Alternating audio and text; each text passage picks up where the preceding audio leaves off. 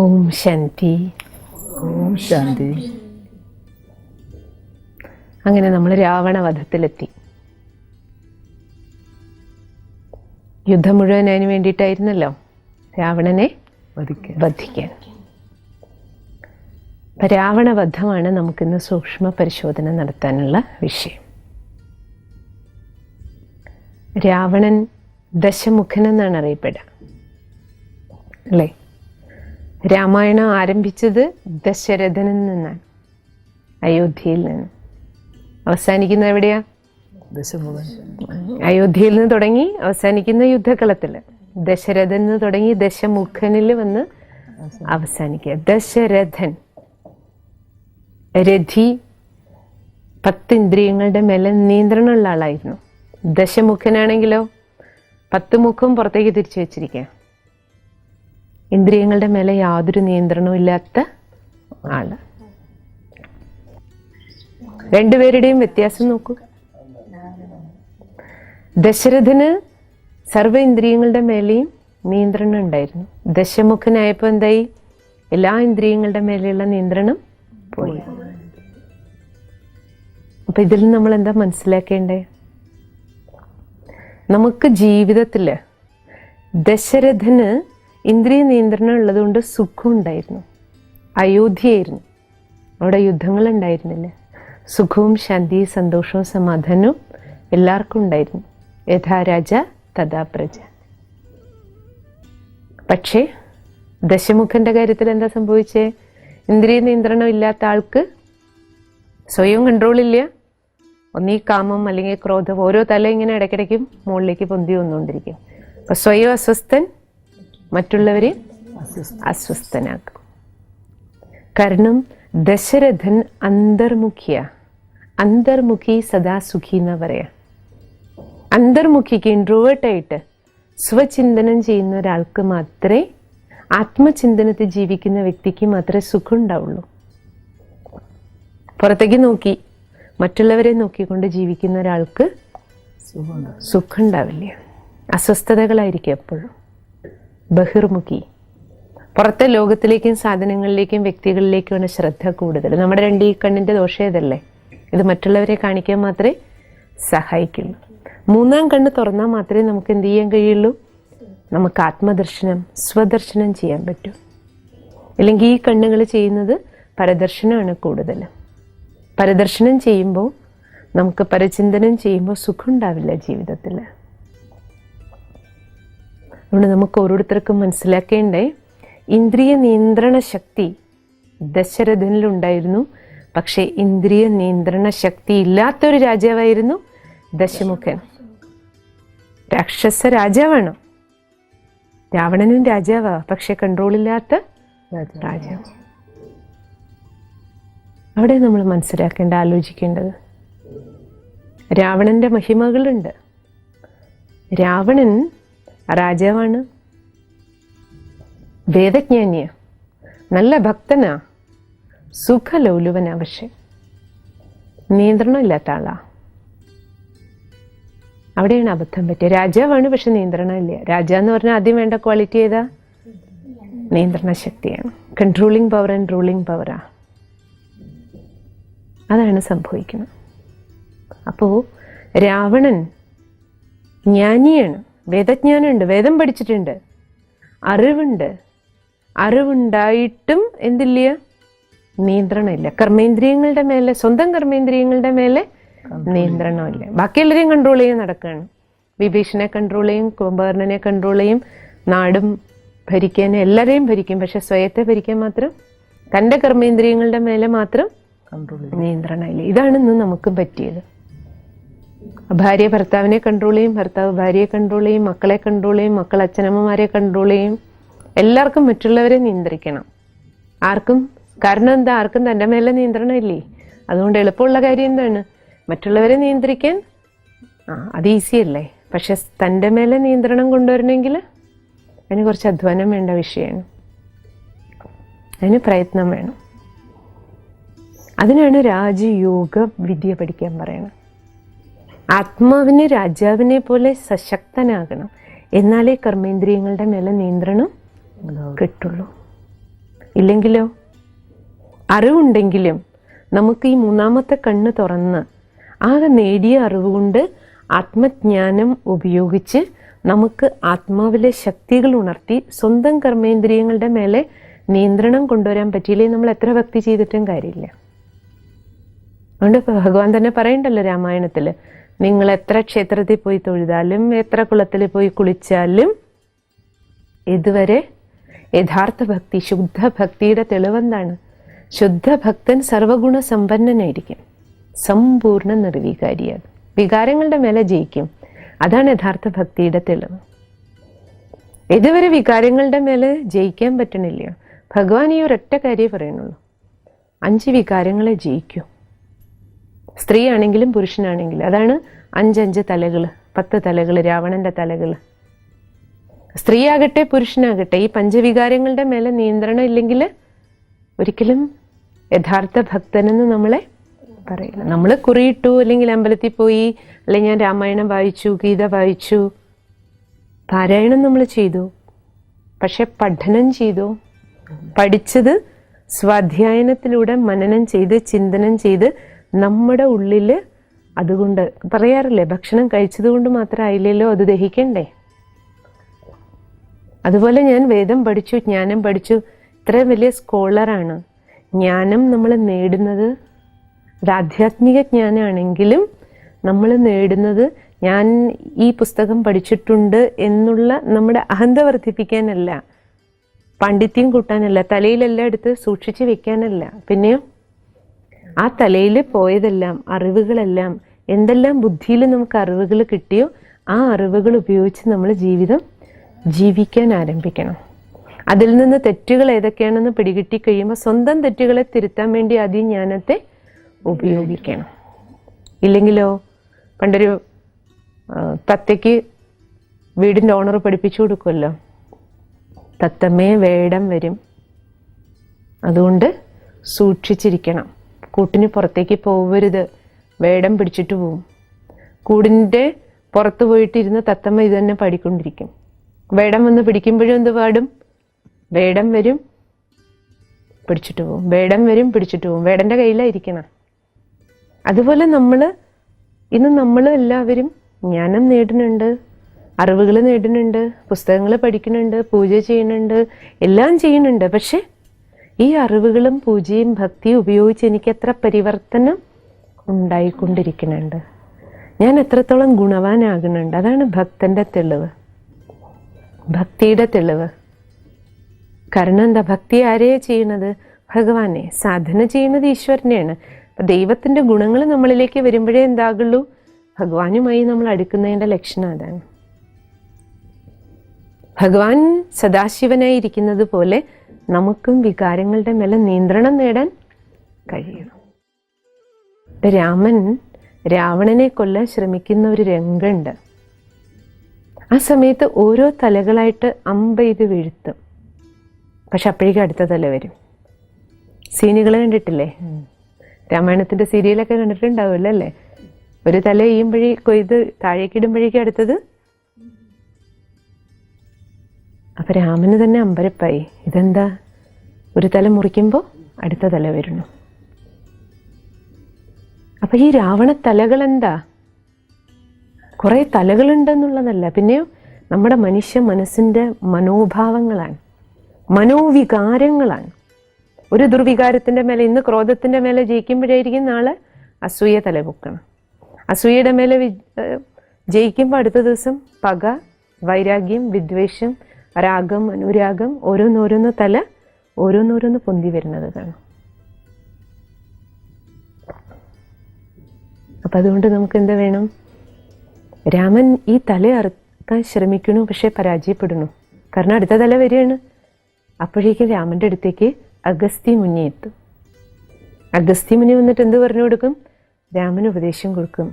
രാമ, രാവണനെ വധിക്കണമെങ്കിൽ ഈ തല ഇങ്ങനെ അറുത്തത് കൊണ്ട് രാവണൻ ചാകില്ല.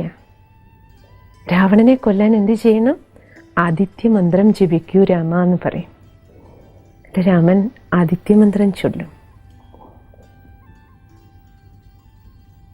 ഈ മുഴുവൻ ലോകത്തിൻ്റെ തമസ്സിനെ നീക്കുന്ന, സ്ഥാവര ജംഗമ വസ്തുക്കൾക്കെല്ലാം നാഥനായിട്ടുള്ള സദാ കാന്തിയോട് കൂടിയിട്ടുള്ള ആ സൂര്യ തേജസ്സുള്ള സർവശക്തിവാനെ ഞാൻ നമിക്കുന്നു. അങ്ങനെ നമിക്കുന്ന സമയത്ത്, മന്ത്രം ചൊല്ലുന്ന സമയത്ത്, ഇത് സൂര്യൻ എന്ന് പറയുന്ന ഒരു ഗ്രഹത്തെ നോക്കി ചൊല്ലുന്ന മന്ത്രമൊന്നും അല്ലല്ലോ. അപ്പൊ ഈ കാന്തി, സൂര്യനെ പോലെ കാന്തിയുള്ളത്, സർവചരാചരങ്ങളുടെയും നാഥൻ, സർവർക്ക് മുക്തി കൊടുക്കുന്ന, സർവരിൽ നിന്നുള്ള ഇരുട്ടിനെ മാറ്റുന്ന സൂര്യൻ ആരാണ്? തീർച്ചയായിട്ടും ജ്ഞാന സൂര്യനായ ഭഗവാന്റെ മഹിമയാണ്, പരമേശ്വരന്റെ മഹിമയാണ്. അപ്പൊ സർവേശ്വരനെ സ്മരിക്കുന്ന നിമിഷം രാമന് ബുദ്ധിയിൽ തെളിഞ്ഞു വരും, പെയ്യേണ്ടത് ഹൃദയത്തിലേക്കാണ്. കാരണം 10 തലയുണ്ടെങ്കിലും രാവണന്റെ രൂപം കണ്ടിട്ടില്ലേ? ശരീരം നമ്മൾ നോക്കുമ്പോൾ തല 10 ഉണ്ട്, പക്ഷെ ഹൃദയം ഒന്ന് തന്നെയുള്ളൂ, ശരീരം ഒന്നല്ലേ ഉള്ളൂ. തമാശക്കായിട്ട് ചില സമയത്ത് കുട്ടികൾ പറയണ കേട്ടിട്ടില്ലേ, ഓ ഈ രാവണന് 10 തല 20 കൈയൊക്കെ ഉണ്ട്, ഇയാൾ എങ്ങനെയായിരിക്കും ഉടുപ്പിട്ടിട്ടുണ്ടാവുക? ഏത് കൈ കൂടെ ഇപ്പൊ ഉടുപ്പിടും? ഷർട്ട് ഇടണമെങ്കിൽ അല്ലെ, ഒന്ന് ആലോചിച്ച് നോക്കൂ. അപ്പൊ അതിൽ നിന്ന് നമ്മൾ എന്താ മനസ്സിലാക്കേണ്ടേ? ഇത് ഒരു 20 കൈകളുടെയോ അല്ലെങ്കിൽ 10 തലകളുടെയോ വിഷയമല്ല. പിന്നെയോ ഇതിലൂടെ ഭഗവാൻ നമുക്ക് നൽകുന്നത് ജീവിതത്തിൻ്റെ വളരെ ഡീപ്പ് സീക്രട്സ് ആണ്. വളരെ ആഴമേറിയ ചില ജീവിത രഹസ്യങ്ങൾ അനാവരണം ചെയ്തു തരികയാണ്. നമ്മൾ ഓരോ സ്ത്രീയിലും പുരുഷനിലുള്ള മനോവികാരങ്ങൾ, അതാണ് ആ തലകൾ അല്ലേ. അപ്പം നമുക്ക് നമ്മുടെ ഉള്ളിലുള്ള ഒരു രാവണത്തല അറുക്കണമെങ്കിൽ, രാവണ സ്വഭാവം മാറ്റണമെങ്കിൽ, അത് ക്രോധാണെങ്കിലും അസൂയയാണെങ്കിലും അഹങ്കാരമാണെങ്കിലും, ആ രാവണത്തലയെ മുറിക്കാൻ എന്ത് വേണം? തല മാത്രം വെട്ടി മാറ്റാൻ പറ്റില്ല. ക്രോധമേ പോ പറഞ്ഞാൽ ക്രോധമൊന്നും പോവില്ല. ഞാൻ ഇന്നു മുതൽ ദേഷ്യപ്പെടില്ല പറഞ്ഞതുകൊണ്ടൊന്നും പോവില്ല. എന്ത് വേണം?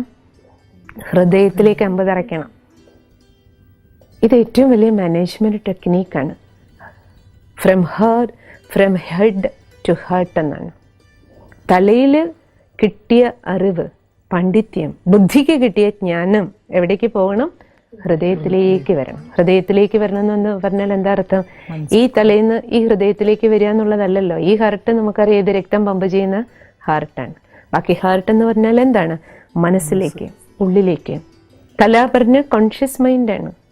ഇവിടെ ഹൃദയം എന്ന് പറഞ്ഞാൽ സബ് കോൺഷ്യസ് മൈൻഡാണ്, ഉപബോധ മനസ്സാണ്. ബോധ മനസ്സിലെ അറിവുകളെല്ലാം, ഇൻഫർമേഷൻ എല്ലാം നമ്മൾ വാരിക്കൂട്ടും.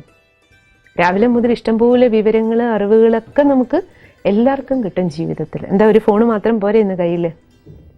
ഏതറിവാ നമുക്ക് കിട്ടാത്ത? എല്ലാം നമ്മൾ എടുക്കും, തലയിലേക്ക്, ബുദ്ധിയിലേക്ക് വരും. പക്ഷെ അറിവ് ബുദ്ധിയിലേക്ക് വന്നിട്ട് കാര്യമില്ല. എന്ത് ചെയ്യാൻ പറ്റണം?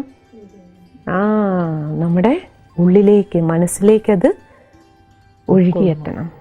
ഉള്ളിൻ്റെ ഉള്ളിൽ പോയിട്ടത് വർക്ക് ചെയ്യാൻ തുടങ്ങണം. സബ് കോൺഷ്യസ് മൈൻഡിൽ അറിവ് മാത്രം പോരാ. അതിന് എന്തെങ്കിലും ചിത്രം കണ്ടതുകൊണ്ട് നമ്മുടെ ഉൾമനസ്സ് കാര്യത്തെ അംഗീകരിക്കില്ല. അതിനെ ഫീൽ ചെയ്യണം. ഒരു കാര്യം നമുക്ക് ബോധ്യപ്പെടണം എന്നുണ്ടെങ്കിൽ ഫീലിങ്സ് വേണം, എക്സ്പീരിയൻസ് വേണം. ഒരാൾ പറഞ്ഞതുകൊണ്ട് വിശ്വസിക്കണമെന്നില്ല, നമുക്ക് ബോധ്യപ്പെടണമെന്നില്ല. ഒരാൾ എഴുതി കാണിച്ചുകൊണ്ടോ ചിത്രം കാണിച്ചതുകൊണ്ടോ ബോധ്യപ്പെടില്ല.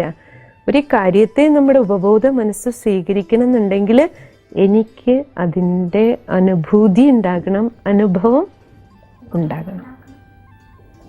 അതുകൊണ്ട് ആത്മാവിൻ്റെ ജ്ഞാനമാകട്ടെ, പരമാത്മജ്ഞാനമാകട്ടെ, ജീവിതത്തെക്കുറിച്ചുള്ള, ജീവിതം എങ്ങനെ ജീവിക്കണം, സ്പിരിച്വൽ നോളജ്, ആധ്യാത്മിക ജ്ഞാനം, ഇത് നമുക്ക് പറഞ്ഞ് ഒരാളെ കൊണ്ട് അംഗീകരിപ്പിക്കാനുള്ളതല്ല. നിങ്ങൾ പറയുന്നൊന്നും എനിക്ക് വിശ്വസിക്കാൻ പറ്റില്ല. ആര് പറയണു വിശ്വസിക്കണമെന്ന്? എക്സ്പീരിയൻസ് ചെയ്ത് നോക്കുക. ഇനി ഒരാളുടെ എക്സ്പീരിയൻസ് അല്ല എൻ്റെ, അവനവൻ്റെ ജീവിതമാണ് ഇവിടുത്തെ പരീക്ഷണശാല. മറ്റേ ഭൗതിക ശാസ്ത്രം തെളിയിക്കാൻ നമ്മൾ എലിയിലും പൂച്ചയിലും ഒക്കെ പരീക്ഷണം ചെയ്താൽ മതി. ഒരു പരീക്ഷണശാലയിൽ ഇരുന്നിട്ട് സയൻറ്റിസ്റ്റ് വേറൊരു പരീക്ഷണശാലയിൽ പോയിരുന്നിട്ടാണ് പരീക്ഷണം നടത്തുന്നത്. പരീക്ഷണശാലയുടെ വേറെയാണ്. പക്ഷെ ആധ്യാത്മിക ജ്ഞാനം എന്ന് പറയുന്നത് ഇത് നമ്മുടെ സ്വന്തം ജീവിതത്തിൻ്റെ വിഷയങ്ങളായതുകൊണ്ട് ആത്മാവിനെ കണ്ണുകൊണ്ട് കാണാൻ പറ്റാത്തതാ, പരമാത്മാവിനെ കണ്ണുകൊണ്ട് കാണാൻ പറ്റാത്തതാ. ഇത് ഈ കാണാൻ പറ്റാത്തതിനെ കാണണമെങ്കിൽ എന്ത് ചെയ്യണം? അവനവൻ്റെ ജീവിതത്തിൽ എക്സ്പെരിമെൻറ്റുകൾ ചെയ്യണം. അപ്പോൾ കിട്ടുന്ന എക്സ്പീരിയൻസസ് ആണ് നമ്മുടെ സബ് കോൺഷ്യസ് മൈൻഡ് അംഗീകരിക്കുക. അതുകൊണ്ടാണ് നമ്മുടെ മഹാത്മാക്കളെല്ലാം അവരധികം സംസാരിക്കുന്നവരല്ല. പക്ഷെ ഇന്ന് ആൾക്കാർ ശബ്ദം കൂടുതല. ഞാൻ ദൈവം ഇല്ലെന്ന് തെളിയിച്ചു തരാം. അതിന് ശബ്ദം കൊണ്ട് ഇഷ്ടം പോലെ പോയിന്റുകൾ നമുക്ക് കണ്ടുപിടി. അതിന് തല മതി. പക്ഷെ ഉണ്ടെന്ന് അനുഭവിക്കാൻ ഹാർട്ട് വേണം. അതിനിരുന്ന് ഫീൽ ചെയ്യണം. പോയിന്റുകൾ കണ്ടുപിടിക്കാൻ ഗൂഗിളിൽ അടിച്ചു കൊടുത്താൽ മതി, ഇഷ്ടം പോലെ പോയിന്റ് കിട്ടും. ഇന്നിപ്പോൾ നമ്മുടെ തലയും കൂടി ഇട്ട് ഉടയ്ക്കേണ്ട ആവശ്യമില്ല, ഒന്നും വായിക്കേണ്ട ആവശ്യം പോലും ഇല്ല. പക്ഷെ ഞാൻ ആരാണെന്ന് ഫീൽ ചെയ്യണമെങ്കിൽ, ഞാൻ എവിടുന്നാ വന്നത്, ഞാൻ എന്താ ചെയ്തുകൊണ്ടിരിക്കണേ, ചെയ്യേണ്ടതാണോ ചെയ്തുകൊണ്ടിരിക്കണേ, എനിക്ക് എൻ്റെ ഉള്ളിൽ ഏതൊക്കെ രാവണത്തലകളാണ് കിടക്കണേ, ഇതിനെയൊക്കെ ഇല്ലാണ്ടാക്കാൻ ഞാൻ എന്താ ചെയ്യേണ്ടത്, ഇത് ഉള്ളിൻ്റെ ഉള്ളിൽ പോയിട്ട് നമുക്ക് പണിയെടുക്കേണ്ട കാര്യമാണ്. ഹോംവർക്ക് നമ്മുടെ ഉള്ളിൽ ചെയ്യാനുള്ളതാ. അതിനാണ് നമ്മുടെ പൂർവികര് സൈലൻസിലിരുന്ന് സാധനകൾ ചെയ്തത്. ഇത് ശബ്ദം കൊണ്ട് മനസ്സിലാക്കാനോ മനസ്സിലാക്കി കൊടുക്കാനോ ചെയ്യാൻ പറ്റും. അറിവ് നമുക്ക് പറയാമെന്ന് മാത്രം, ഷെയർ ചെയ്യാമെന്ന് മാത്രം. നല്ല കാര്യങ്ങൾ അറിഞ്ഞതിനെ മറ്റുള്ളവരോട് പറയാം. പക്ഷെ പറഞ്ഞതുകൊണ്ടോ കേട്ടതുകൊണ്ടോ ആയില്ല. ഇനി എന്ത് ചെയ്യണം? നമ്മൾ ചവച്ചരച്ച് കഴിക്കണം. അവരവരുടെ ഉള്ളിൻ്റെ ഉള്ളിൽ ഇത് പോകണം. ഈ സർവശ്രേഷ്ഠ മാനേജ്മെന്റ് ടെക്നിക്കാണ് രാവണവധത്തിലൂടെ ഭഗവാൻ നമുക്ക് മനസ്സിലാക്കി തരണം. മക്കളെ, രാവണന്റെ തല വെറുതെ ഒന്നും അടക്കാൻ പറ്റില്ല. എവിടെ തന്നെ പോണം? ഹൃദയത്തിലേക്ക് അമ്പ് പോട്ടെ. തലേ പോയാ പോരാ, ഹൃദയത്തിലെത്തണം. കോൺഷ്യസ് മൈൻഡിൽ നിന്ന് സബ് കോൺഷ്യസ് മൈൻഡിലേക്ക് വരണം. അപ്പൊ ഇതിനാരും തന്നെ പണിയെടുക്കണം? അവരവർ തന്നെ. കാരണം അവരവരുടെ ഉള്ളിലൊരു മാറ്റം കൊണ്ടുവരാൻ മറ്റൊരാൾക്ക് നമ്മുടെ ഉള്ളിൽ കയറി പ്രവർത്തിക്കാൻ പറ്റില്ല. പറയില്ലേ ചിലര്, ഇവനെ ഒന്ന് നന്നാക്കാൻ ദൈവം തമ്പുരാന് പോലും പറ്റില്ല എന്ന് പറഞ്ഞാൽ എന്താ അർത്ഥം? ദൈവം തമ്പുരാന് വഴി മാത്രമേ പറഞ്ഞു തരാൻ പറ്റുള്ളൂ. അതുകൊണ്ട് പുരുഷാർത്ഥം എന്നൊരു ശബ്ദമുണ്ട് ആധ്യാത്മികതയിൽ. പുരുഷൻ ആത്മാവിന് വേണ്ടിയിട്ട്, ആത്മീയ ഉന്നതിക്ക് വേണ്ടിയിട്ടുള്ള എഫേർട്ട് മേക്കേഴ്സ് ആയിട്ട് മാറണം. പ്രയത്നം അവരവരുടെ ഉള്ളിൽ നടക്കണം. അപ്പം നമ്മളൊരു വീട്ടിൽ തന്നെ നോക്കുക, അച്ഛനും അമ്മയും മക്കളും നമുക്ക് ഭയങ്കര സ്നേഹമാണ് എന്ന് പറഞ്ഞാലും ഹസ്ബൻഡിന് വേണ്ടി വൈഫിന് കഴിക്കാൻ പറ്റില്ല. വൈഫിന് വേണ്ടി ഹസ്ബൻഡിന് കഴിച്ചതുകൊണ്ട് വയറ് നിറയോ? ഇല്ല. അവരവരുടെ വയറ് നിറയണമെങ്കിൽ എന്ത് ചെയ്യണം? നമുക്ക് വേണമെങ്കിൽ കിട്ടുന്ന ആഹാരമൊക്കെ അങ്ങോട്ടും ഇങ്ങോട്ടും ഷെയർ ചെയ്യാൻ കൊടുക്കാം. ചിലർ സ്നേഹം കൊണ്ട് വായിൽ വരെ വേണമെങ്കിൽ ഊട്ടി കൊടുക്കുന്നുണ്ടാവും. അത്രയൊക്കെ ചെയ്യാൻ പറ്റും. പക്ഷെ കഴിക്കേണ്ടതാരാ? അതുകൊണ്ട് ഭഗവാന് നമുക്ക് തരാൻ മാത്രമേ പറ്റുള്ളൂ. അറിവ് തരാൻ പറ്റും. പക്ഷെ ബാക്കി അധ്വാനം ആര് ചെയ്യണം? അപ്പൊ രാവണത്തറ, നമ്മുടെ ഓരോരുത്തരുടെ ഉള്ളിൽ രാവണത്തലകൾ വല്ലതും ഉണ്ടോ? ഉണ്ടെങ്കിൽ എന്ത് ചെയ്യണം? നമ്മുടെയൊക്കെ കയ്യില് രാവണ സ്വഭാവം ഇല്ലെങ്കിൽ നമ്മുടെ നാട് അയോധ്യയായിട്ടുണ്ടാവണം. നമ്മുടെ ലോകം, നമ്മുടെ നാട്, നമ്മുടെ സമൂഹം, നമ്മുടെ വീടുകളൊക്കെ അയോധ്യയാണോ? അല്ല. അപ്പൊ അയോധ്യയല്ല അർത്ഥം തന്നെ എന്താ? ദശരഥന്മാരൊന്നും അല്ല. അപ്പൊ നമ്മള് ദശമുഖന്മാരിൽ ഏതൊക്കെയോ മുഖങ്ങൾ നമ്മുടെ കയ്യില് ഉണ്ട്. എല്ലാ തലകളും ഉണ്ടാവണം എന്നില്ല, അല്ലേ? ഏതെങ്കിലുമൊക്കെ തലയുണ്ടാവും എന്നർത്ഥം. ചിലർക്ക് ദേഷ്യമായിരിക്കും കൂടുതൽ, ചിലർക്ക് അഹങ്കാരമായിരിക്കും കൂടുതൽ, ചിലർക്ക് ആർത്തിയായിരിക്കും കൂടുതൽ. പക്ഷെ നമുക്ക് എന്ത് ചെയ്യണം? നമ്മുടെ ഉള്ളിലുള്ള തലകൾ ഏതാന്ന് സ്വയം തിരിച്ചറിയണം. അതിന് ഭഗവാൻ വെളിച്ചം തരുന്നുണ്ട്. അറിഞ്ഞാൽ മാത്രം പോരാ, പിന്നെ എന്ത് ചെയ്യണം? Head to heart. അവനവൻ്റെ ഉള്ളിൽ ഫീൽ ചെയ്യണം. ഫീൽ ചെയ്താൽ മാത്രമേ എന്ത് നടക്കുള്ളൂ? അയ്യോ എനിക്ക് കുറവുണ്ടല്ലോ ജപിച്ചുകൊണ്ടിരിക്കുകയല്ല, ഞാൻ ഇങ്ങനെ ആയിപ്പോയല്ലോ, അതുമല്ല. പിന്നെയോ പരിവർത്തനപ്പെടാനുള്ള അസ്ത്രശസ്ത്രങ്ങൾ ഭഗവാൻ തരുന്നുണ്ട്. ജ്ഞാനയോഗത്തിൻ്റെ മാർഗം അസ്ത്രശസ്ത്രങ്ങളാ. അതുപയോഗിച്ചാൽ നമുക്ക് എന്ത് ചെയ്യാൻ പറ്റും? തീർച്ചയായിട്ടും അതാണ് രാമബാണങ്ങൾക്ക് എന്ത് ചെയ്യാൻ പറ്റും? ബ്രഹ്മാസ്ത്രം എടുത്താൽ ഉപയോഗിക്കണേ. അതാണ് ഹൃദയത്തിലേക്ക് തറയ്ക്കണേ. ബ്രഹ്മാവിൻ്റെ അടുത്തുനിന്ന് കിട്ടുകയാണ്. ബ്രഹ്മലോക നിവാസിയായ പരമാത്മാ നമുക്ക് നൽകുന്ന ജ്ഞാനയോഗ മാർഗത്തിലൂടെ തീർച്ചയായിട്ടും എന്ത് ചെയ്യാൻ പറ്റും? രാവണ സ്വഭാവങ്ങളെ കളയാൻ പറ്റും. നമുക്ക് അല്പസമയം ഭഗവാന്റെ സ്മൃതിയിലിരിക്കാം. എന്നിട്ട് എന്ത് ചെയ്യണം? എന്തെങ്കിലും രാവണത്തലകൾ ഉണ്ടോ എന്ന് ആദ്യം കണ്ടുപിടിക്കണം. എന്നിട്ട് ആ രാവണ തലകളെ സംസ്കരിക്കണം, ഇല്ലാണ്ടാക്കണം. നമുക്ക് വേണ്ടേ? ഇല്ലാണ്ടാക്കാൻ വേണ്ടി നമുക്ക് കിട്ടിയ അറിവ് ഉള്ളിൻ്റെ ഉള്ളുകൊണ്ട് ഫീൽ ചെയ്യണം. കോൺഷ്യസ് മൈൻഡിൽ നിന്ന് നമുക്ക് എവിടേക്ക് പോകണം? സബ് കോൺഷ്യസ് ലെവലിലേക്ക് പോയിട്ട് നമ്മുടെ ഉള്ളിൽ ആ വധം നടക്കണം. അതിനു വേണ്ടി ജ്ഞാനയോഗത്തിൻ്റെ ബലത്തെ ഉപയോഗിക്കണം.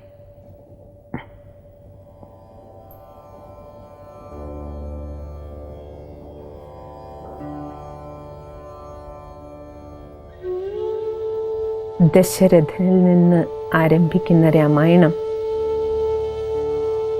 ഇപ്പോൾ ദശമുഖനിലെത്തി നിൽക്കുകയാണ്. ദശരഥന് രഥിയായിരുന്ന രഥത്തിൽ നിയന്ത്രണമുണ്ടായിരുന്നു. 2 യുഗങ്ങൾ ഈ ഭൂമിയിൽ മാനവ ജീവിതം ദേവതുല്യം, ദൈവീകമായിരുന്നു. ദൈവത്തെപ്പോലെ സുഖശാന്തിപൂർണം. കാലപ്രവാഹത്തിൽ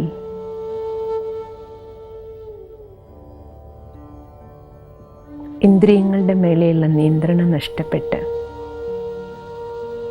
ആത്മാവാകുന്ന രാജാവ് ദശമുഖനായി.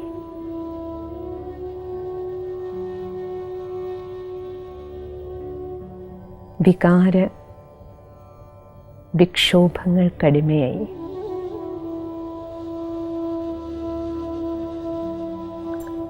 ഓരോ ദുർവികാരങ്ങളാണ് രാവണത്തലകൾ.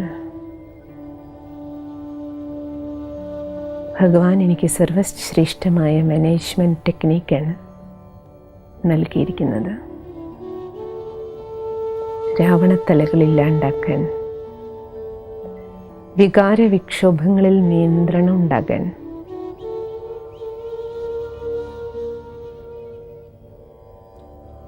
ജ്ഞാനം, അറിവ്, നോളേജ്, വിസ്ഡം ആകണം. അറിവ് തിരിച്ചറിവാകണം. ആ തിരിച്ചറിവിൻ്റെ മനന ചിന്തനത്തിലൂടെ മഗ്നാവസ്ഥ, കോൺഷ്യസ് മൈൻഡിൽ നിന്ന് സബ് കോൺഷ്യസ് ലെവലിലേക്ക്, ശബ്ദത്തിൽ നിന്ന് സൈലൻസിലേക്ക്, ജ്ഞാനത്തിൽ നിന്ന് ധ്യാനത്തിലേക്ക്, ജ്ഞാന യോഗ മാർഗം. ജ്ഞാനവും ധ്യാനവും നൽകുന്ന അസ്ത്രശസ്ത്രങ്ങളിലൂടെ എനിക്കെൻ്റെ ജീവിതത്തിൽ എല്ലാ രാവണത്തലകളെയും വധിക്കാൻ കഴിയും.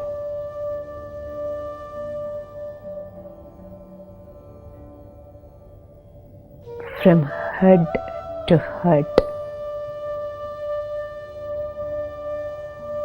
യാത്ര ചെയ്യണം.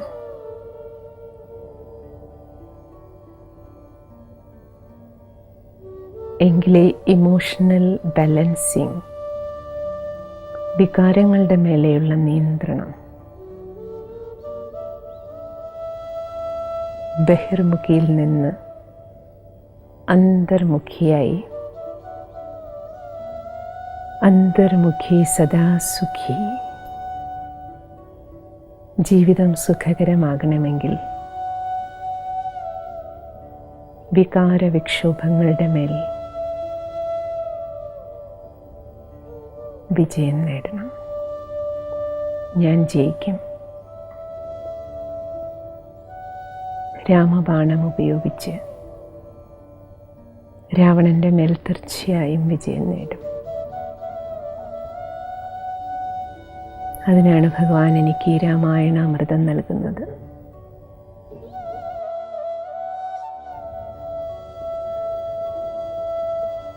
ഓം